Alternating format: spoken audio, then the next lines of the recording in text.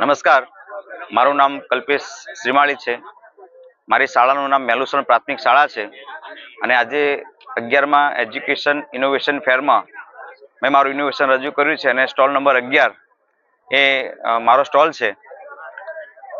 આ ઇનોવેશન એટલા માટે કરવું પડ્યું કે બાળકો અંગ્રેજીમાં વાંચી શકે છે, લખી શકે છે, પણ બાળકો અંગ્રેજીમાં બોલી શકતા નથી।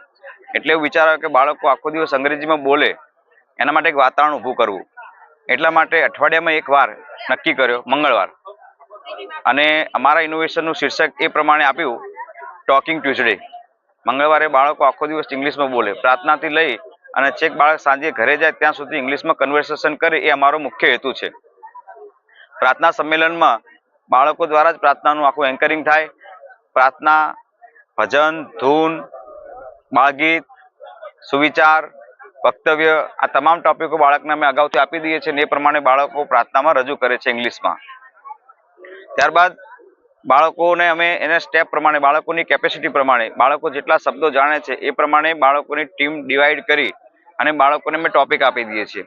જે બાળકો અંગ્રેજીને બરાબર જાણી શકતા નથી એમને નાના નાના વર્ડ શબ્દો દ્વારા એમને પોતાની પોકેટ ડિક્શનરી બનાવી અને એમની વોકેબ્યુલરી બનાવી અને એમને એ પ્રમાણે કઈ રીતે એમાં સેન્ટેન્સ પેટર્ન કરી શકાય, વાક્ય કઈ રીતે રજૂ કરી શકાય, વાક્ય કેવી રીતે બનાવી શકાય, એ બાબત બાળકોને શીખવાડવામાં આવે છે।